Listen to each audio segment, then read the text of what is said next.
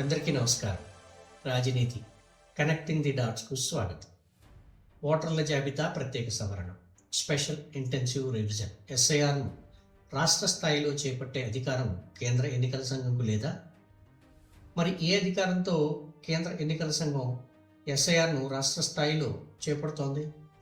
పశ్చిమ బెంగాల్, తమిళనాడు, కేరళ, రాజస్థాన్, గోవా, మధ్యప్రదేశ్, ఉత్తరప్రదేశ్, ఛత్తీస్గఢ్, గుజరాత్ రాష్ట్రాలతో పాటుగా కేంద్రపాలిత ప్రాంతాలైన లక్షద్వీప్, పాండిచ్చేరి, అండమాన్ నికోబార్లలో ప్రస్తుతం కేంద్ర ఎన్నికల కమిషన్ ఎస్ఐఆర్ను కొనసాగిస్తోంది.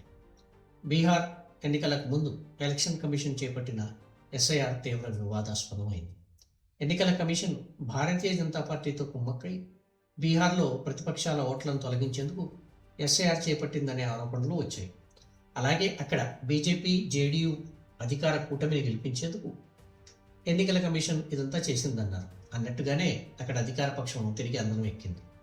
అసలు ఎన్నికల కమిషన్కు రాష్ట్ర స్థాయిలో ఎస్ఐఆర్ చేపట్టే అధికారం ఎక్కడిదని కాంగ్రెస్ ఎంపీ, ప్రముఖ న్యాయవాది మనీష్ తివారీ మంగళవారం లోక్సభలో నిలదీశారు. ఆయన లోక్సభలో ఏమన్నారో ఒకసారి చూద్దాం.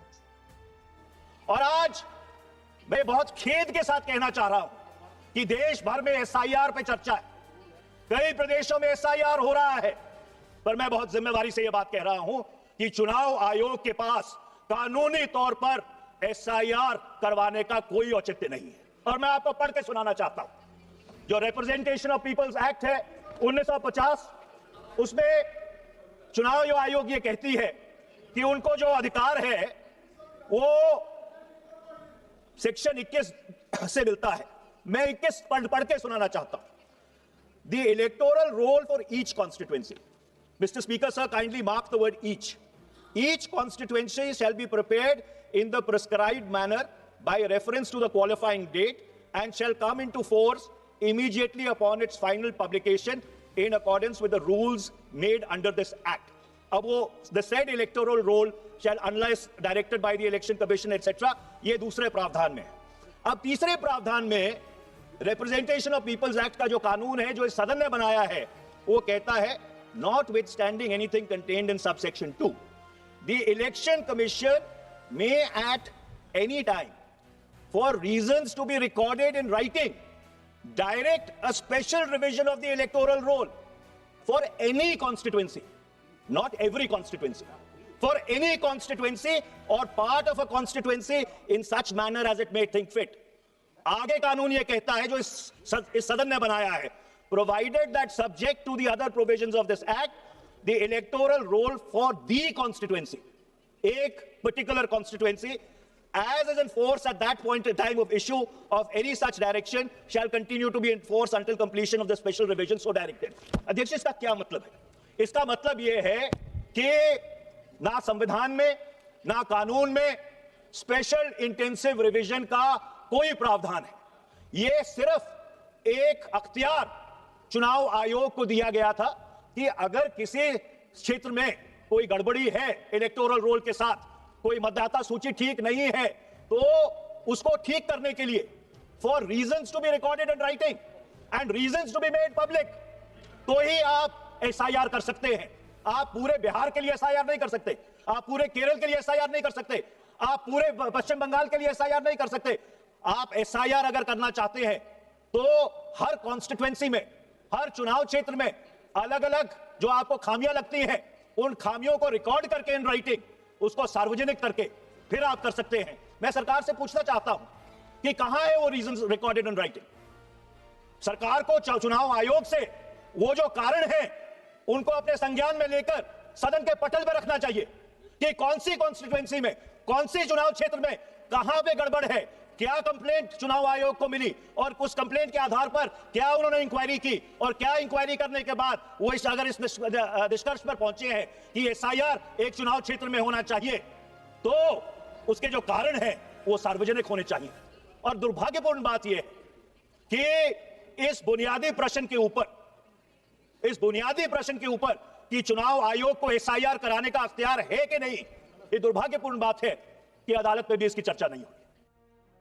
మనీష్ తివారీ అన్నట్టుగా రాష్ట్ర స్థాయిలో ఎస్ఐఆర్ను చేపట్టే చట్టబద్ధమైన అధికారం లేనప్పుడు ఎన్నికల కమిషన్ అంత అడ్డగోలుగా ఎందుకు ఎస్ఐఆర్ నిర్వహిస్తోంది? ఎస్ఐఆర్ నిర్వహణకు ఎందుకు అంత ఆత్రం ప్రదర్శిస్తోంది?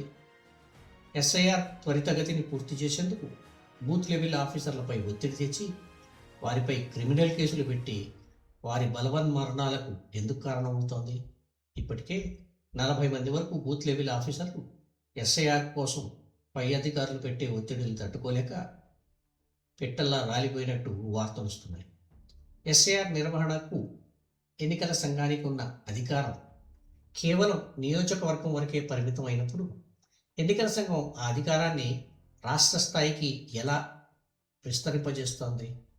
అది కాకుండా ఏదైనా నియోజకవర్గంలో ప్రత్యేక పరిస్థితులు తలెత్తుతున్నప్పుడు మాత్రమే ఎస్ఐఆర్ నిర్వహణ పూనుకోవాలని, అది కూడా ప్రత్యేక కారణాలను లిఖితపూర్వకంగా నమోదు చేసి వాటిని ప్రకటించిన తర్వాత మాత్రమే ఎస్ఐఆర్ చేపట్టాలని చట్టంలో ఉన్నప్పుడు ఎన్నికల సంఘం ఎందుకు హద్దులు మీరుతున్నదనే ప్రశ్న ఉత్పన్నమవుతుంది. మనీష్ తివారీ అన్నట్టుగా ఎస్ఐఆర్ను రాష్ట్ర స్థాయిలో నిర్వహించే చట్టబద్ధమైన అధికారం ఎన్నికల సంఘానికి లేదనే విషయాన్ని మన దేశంలోని అత్యున్నత న్యాయస్థానం అయిన సుప్రీంకోర్టు ఇంతవరకు ఎందుకు పరిగణనలోకి తీసుకోలేదు? నిజంగానే ఇటువంటి కీలక అంశాలను మనీష్ తివారీ అన్నట్టుగా సుప్రీంకోర్టు ఇంతవరకు పరిగణనలోకి తీసుకుపోయి ఉంటే నిజంగా అది విచారకరమే. రాహుల్ గాంధీ ఆరోపిస్తున్నట్టుగా ప్రతిపక్షం ఓట్లను చోరీ చేయడానికే ఇదంతా అధికార పక్షం ఎన్నికల కమిషన్తో చేయిస్తోందా? ఎన్నికల సంస్కరణలపై లోక్సభలో మంగళవారం జరిగిన చర్చలో పాల్గొంటూ ప్రతిపక్ష నేత రాహుల్ గాంధీ ఓట్ల చోరీని అతిపెద్ద జాతి వ్యతిరేక చర్యగా So వర్ణించారు. I'd like to conclude by saying vote chori is an anti-national act and those across the aisle are doing an anti-national act. Rahul Gandhi చేసిన ఈ వ్యాఖ్య అధికార పక్షానికి దానికి మద్దతు పలికే వారికి మింగుడు పడకపోవచ్చు, ఆగ్రహం కూడా తెప్పించుండొచ్చు. కానీ ప్రపంచంలోనే అతిపెద్ద ప్రజాస్వామ్య దేశమైన మన దేశంలో నిష్పక్షపాతమైన పారదర్శకమైన ఎన్నికల వ్యవస్థ ఉండాలని కోరుకోవడం తప్పు కాదు కదా. దేశంలో ప్రజాస్వామ్యం 10 కాలాల పాటు పరిడవిల్లాలని కోరుకునే వారికి రాహుల్ వ్యాఖ్యలు కొంత ఆశాజనకంగా ఉండవచ్చు. ఎన్నికల సంస్కరణలపై సాగిన సుదీర్ఘ చర్చలో రాహుల్ గాంధీతో పాటుగా సమాజ్వాదీ పార్టీ అధినేత అఖిలేష్ యాదవ్, కాంగ్రెస్ ఎంపీ మనీష్ తివారీ పాల్గొని అధికార పక్షంపై ముప్పేట దాడి చేశారు. ఈ ముగ్గురు నేతలు ఎన్నికల సంస్కరణలకు సంబంధించి చేసిన సూచనలు ఆలోచింపజేసేవిగాను ఆచరణ సాధ్యంగానూ ఉన్నాయని చెప్పాలి. రాహుల్ గాంధీ ప్రధానంగా తన ప్రసంగంలో ఎన్నికల కమిషనర్ల నియామక ప్రక్రియ నుంచి సుప్రీంకోర్టు ప్రధాన న్యాయమూర్తిని తొలగించడాన్ని తప్పుపట్టారు. ఎన్నికల కమిషనర్ల నియామక ప్రక్రియను చేపట్టేందుకు ప్రధానమంత్రి అధ్యక్షతన ఏర్పాటయ్యే కమిటీలో ప్రతిపక్ష నేతతో పాటుగా సుప్రీంకోర్టు ప్రధాన న్యాయమూర్తిని ఒక సభ్యుడిగా చేరుస్తూ సుప్రీంకోర్టు రాజ్యాంగ ధర్మాసనం గతంలో ఒక తీర్పును వెలువరించింది. అయితే ఆ తీర్పును ప్రధానమంత్రి మోడీ నాయకత్వంలోని ఎన్డీఏ ప్రభుత్వం రద్దు చేసి సుప్రీంకోర్టు ప్రధాన న్యాయమూర్తి స్థానంలో ప్రధానమంత్రి సూచించే కేంద్ర మంత్రి ఒకరు సభ్యుడిగా ఉండేలా చట్టంలో మార్పులు చేసింది. అలాగే ఎన్నికల నిర్వహణకు సంబంధించిన సీసీ కెమెరాల ఫుటేజ్ను ఎన్నికల నిర్వహణ పూర్తయిన 45 రోజుల తర్వాత డిస్ట్రాయ్ చేసేలా, అంటే నాశనం చేయాలనే నిబంధనను కూడా చట్టంలో ప్రవేశపెట్టింది. ఎన్నికల కమిషనర్లు వారి పదవీ కాలంలో కానీ లేదా పదవీ విరమణ చేసిన తర్వాత కానీ వారిపై ఎటువంటి ఆరోపణలు వచ్చినా ఎటువంటి క్రిమినల్ చర్యలు లేకుండా వారికి రక్షణ కల్పిస్తూ కూడా చట్టంలో నిబంధనలను ప్రవేశపెట్టింది. వీటన్నిటినీ రాహుల్ గాంధీ తన ప్రసంగంలో తూర్పారబట్టారు. ఎన్నికల కమిషనర్ల నియామక ప్రక్రియ నుంచి సుప్రీంకోర్టు న్యాయమూర్తిని ఎందుకు తొలగించాల్సి వచ్చిందని ఆయన అధికార పక్షాన్ని నిలదీశారు.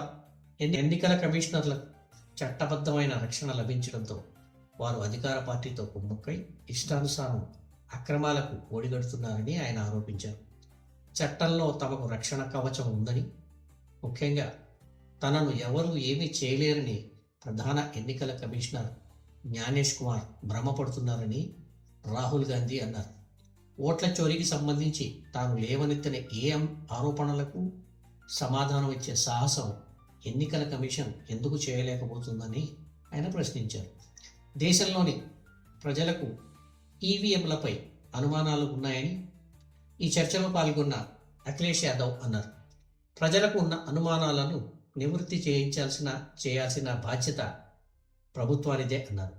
నిరుపేదలు, పొట్టచేత పట్టుకుని వలసపోయే కూలిజనం, మైనారిటీల ఓట్లను ఎస్ఐఆర్ పేరుతో తొలగిస్తున్నారని ఆయన ఆరోపించారు.